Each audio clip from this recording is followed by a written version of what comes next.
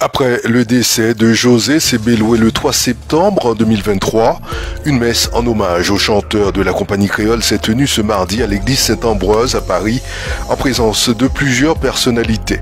Une veille funéraire et une cérémonie auront lieu en fin de semaine en Guyane, où le musicien sera enterré. Dans l'église, sa grande famille était présente. Le chanteur a eu 7 enfants. Ses compagnons de route de la compagnie créole sont tous les 3 venus partager leur peine. Clémence Brinton, très affectée, était accompagnée de Julien Tarquin et de Guy Bévert. Radio Mayuri était sur place à ses côtés depuis plus de 40 ans, sur scène et en privé. Julien Tarquin a exprimé ses émotions à notre micro.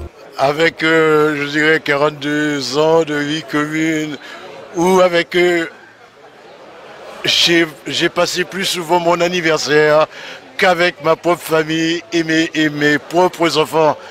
Alors donc, je ne peux pas oublier José. Puis en plus, il y a une deuxième particularité, c'est que lui, il est né le 17 et moi, je suis né le 16 septembre. Alors donc, on ne peut pas s'oublier, tous nos anniversaires ont été ensemble. C'est pour ça que j'ai le cœur hyper gros aujourd'hui, de savoir qu'il n'est plus avec nous physiquement, mais moralement il est avec nous. Le groupe va continuer? C'est la question que tous les journalistes m'ont posée aujourd'hui. Il est trop tôt pour pouvoir faire un pronostic. On ne peut pas faire ça avec le cœur brisé. Vous serez en Guyane pour l'inhumation? C'est obligatoire. C'est obligatoire. Je ne pouvais pas laisser mon frère partir et pas être avec lui jusqu'à la fin. Ronald Rubinel, présent lors de cette cérémonie à Paris, a tenu à rappeler l'héritage musical de José Sebeloué pour le bassin antillais-guyanais. José, avant tout, un ami, un collègue, puisqu'on a travaillé pendant 10 ans ensemble, parce que j'ai fait toute leur tournée au Canada, en Belgique, un peu partout dans le monde. Et José, c'était le joyeux luron. C'est quelqu'un de très professionnel, quelqu'un de très attaché à ses racines. Et pour moi, c'est très important. Et il considérait que ses racines étaient guyanaises, mais ses racines étaient tout simplement créoles. Il représentait aussi la Martinique, la Guadeloupe, à travers toutes les musiques qu'il propageait. Donc José, il reste dans l'histoire de la musique antillaise, parce qu'il a écrit sa part dans cette histoire en complément avec d'autres groupes qui ont existé.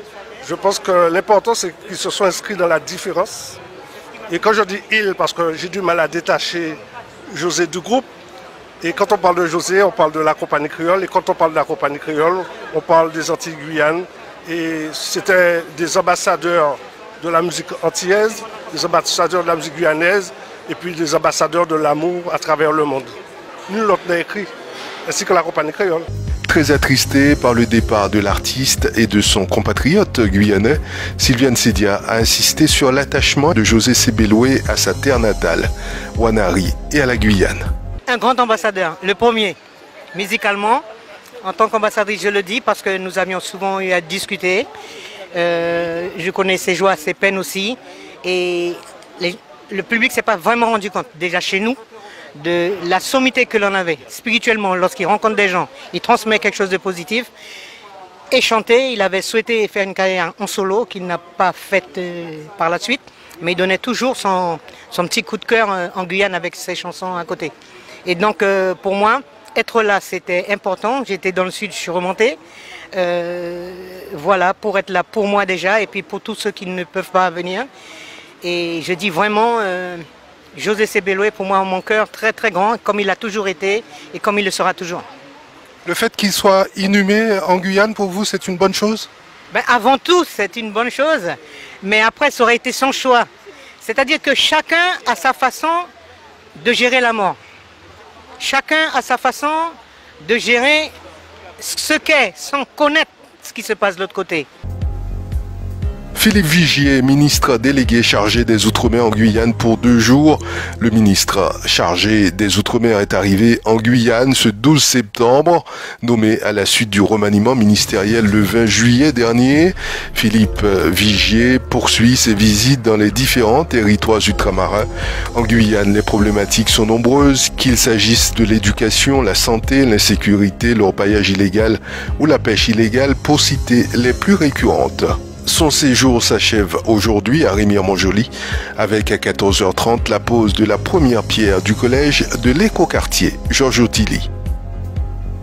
L'Agence nationale des fréquences ANFR a interdit ce mardi 12 septembre la vente des iPhone 12 en France temporairement. L'iPhone 12 sorti en 2020 ne pourra plus être commercialisé en France en raison d'un dépassement des valeurs limites sur les ondes électromagnétiques émises et absorbées par le corps humain selon des tests effectués par l'Agence nationale des fréquences ANFR.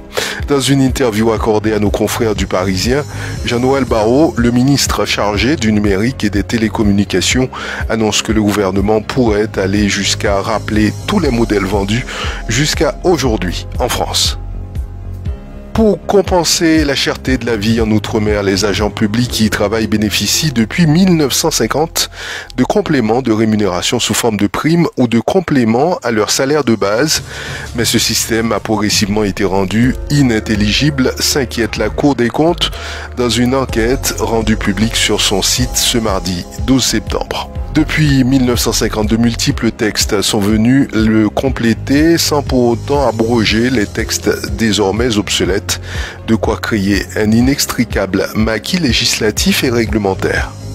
Ce manque de clarté génère des inégalités, par exemple au sein de la fonction publique de l'État. Certains agents reçoivent outre-mer des aides au logement ou des primes spécifiques, d'autres non, illustre la Cour. Le même flou règne quant aux effectifs précis de la fonction publique hospitalière qui compte entre 29 800 et 30 400 agents ultramarins, selon les sources au sein de l'administration et territoriale entre 46 400 et 69 000 agents. Il est donc impossible de mesurer l'évolution du coût des compléments de rémunération pour ces fonctionnaires. Pour les agents de l'État, la Cour s'alarme d'une progression de 28% de ce coût entre 2012 et 2020, année où il a atteint plus de 1,5 milliard d'euros. Sur la même période, les effectifs de la fonction publique d'État en Outre-mer ont progressé 3 fois moins vite, plus 9%. Pour simplifier et unifier les compléments de rémunération, la Cour suggère de les regrouper dans un texte unique, applicable aux fonctionnaires d'État, aux militaires et aux magistrats.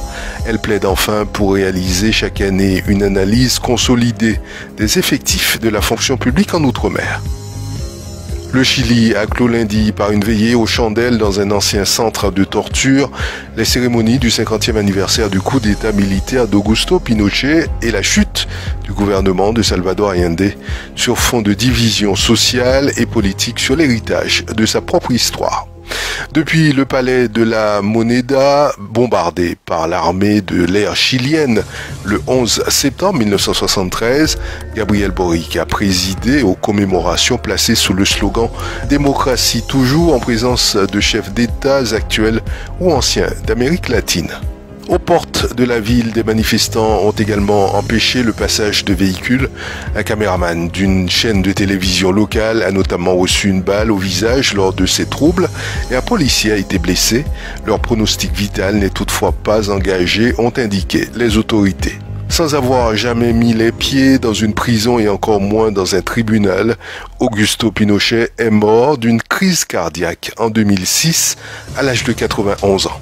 C'est la fin de ce flash, je vous remercie de l'avoir suivi et à demain sur Radio Mayuri.